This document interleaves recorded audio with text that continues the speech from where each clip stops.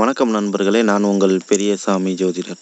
நம்ம தொடர்ந்து அற்புதமான பதிவுகள் பார்த்துட்டு வந்துட்டுருக்கோம். கொஞ்ச நாளாக நான் பார்க்கல. எ அதாவது சோசியல் மீடியா பக்கமே வரல. காரணம் என்னென்னா, உடல்நிலை சரியில்லாதனால. ஸோ உங்களுக்கு நான் எந்த ஒரு அப்டேட்டும் கொடுக்கல.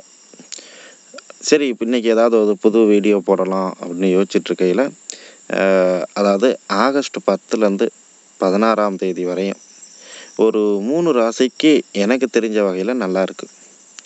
அதில் முதல் ராசி வந்து சிம்மம், 2வது ராசி வந்து தனுசு, 3வது ராசி வந்துட்டு மீனம். இந்த 3 ராசிக்காரர்களுக்கும் இந்த ஆகஸ்ட் 10லேருந்து 16 வரையும் உங்களுடைய முதலீடுக்கு ஏற்ற லாபம் கிடைக்கும். தொழிலில் இருந்தீங்கன்னா, உத்தியோகம் சம்மந்தப்பட்டு நீங்கள் முயற்சிகள் எடுத்துட்டிங்கன்னா அதெல்லாம் சக்ஸஸ் ஆகும். சரி, கொஞ்சம் எனக்கு தெரிஞ்ச வகையில் கொஞ்சம் விரிவாக பார்ப்போம். அதாவது சிம்ம ராசிக்கு வந்துட்டு ராசிக்கு 11ஆம் வீட்டு அதிபதி அப்படின்னு சொல்லக்கூடியவர் 12ஆம் வீட்டுக்கு வர்றார்.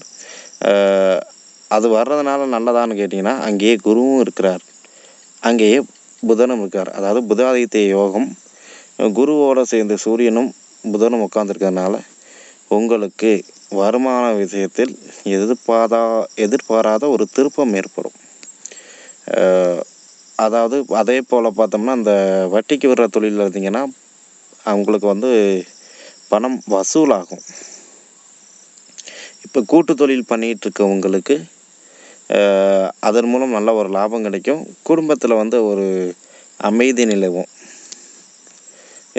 ஒரு சிலருக்கு கருத்து வேறுபாடுகள் வந்தாலும் அதை வந்து நிதானமாக சால்வ் ஆகும்.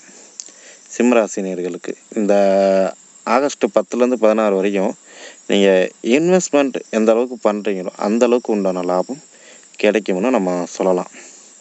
அதே போல் சிம்மராசிக்கு இப்போ வந்துட்டு 12ல் ஒரு கிரகம் உட்கார்றது ஒரு நல்ல ஒரு அமைப்பு. ஏன்னா 12ல் சுபர்கள் இருந்தால் இப்போ சுப வரிய செலவுகள் சுக செலவுகள்னே நம்ம சொல்லலாம். ஏன்னா சுகஸ்தானத்துக்கு பாக்கியஸ்தானமாக அது வரும். அதனால் ஒன்றும் பயப்பட வேண்டியதில்லை. இவங்களுக்கு இந்த ஆகஸ்ட் 10லேருந்து 16 தேதிக்குள்ளே உங்களுக்கு புதிய முயற்சிகள், பணவரவில் உள்ள சிக்கல்கள் அதெல்லாம் தீரும்னு நம்ம சொல்லலாம். அதே போல் பார்த்திங்கன்னா, வேலை தேடிட்டு இருந்தவங்களுக்கு வேலை கிடைக்கும். ஏன்னா 6ஆம் இடத்த அதிபதி 8ஆம் இடத்துல போயிட்டு வக்ரமாகறாரு.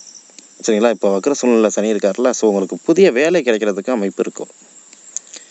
ஏன்னா குருவோட பார்வையும் இருக்கிறதுனால.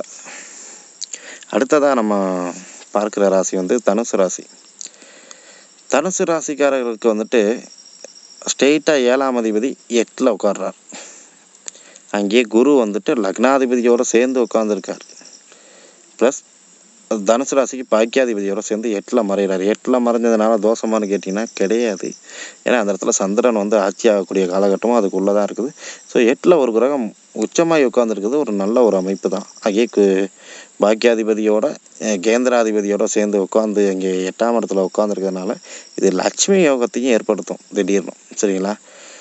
ஸோ உங்களுடைய நிதி நிலைமைகள் கொஞ்சம் முன்னேற்றத்தை நோக்கி போகும். லாபம் நல்லபடியாக கிடைக்கும்.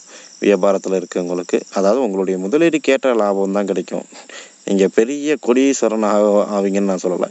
உங்களுடைய முதலீடுக்கு ஏற்ற லாபம் உங்களுக்கு கட்டாயம் கிடைக்கும். உங்களோட முயற்சிக்கு ஏற்றான வெற்றிகள் கிடைக்கும். இந்த டைம் புதிய முயற்சிகள் எடுக்கிறதா இருந்தால் கண்டிப்பாக எடுக்கலாம், வெற்றி அடையும்.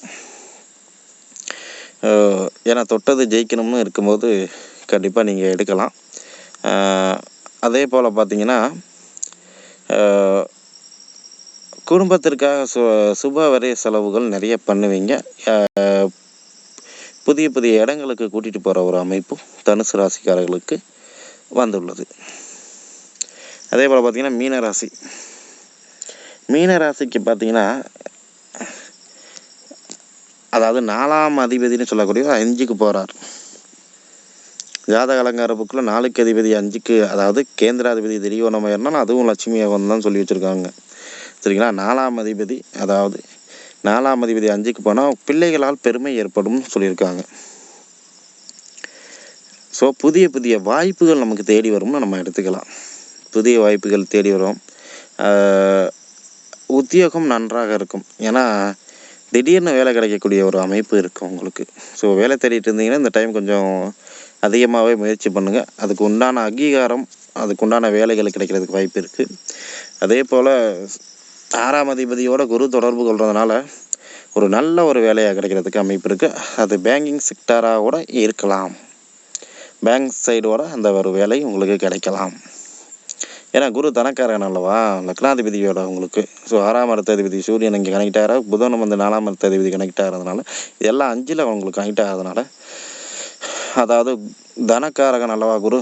அதாவது பணம் சார்ந்த விஷயங்கள், அதுக்கு சார்ந்த தொழில்களில் இருப்பவர்களுக்கு, அரசியல் சார்ந்த தொழில்களில் இருப்பவர்களுக்கும் இந்த ஆகஸ்ட் 10லேருந்து 16க்குள்ளே ஒரு நல்ல ஒரு முன்னேற்ற காலம் என்று நான் சொல்லுவேன்.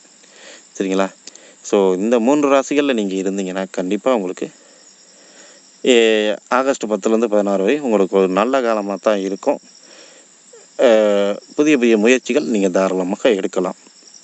ஓகே, நன்றி நேயர்களே.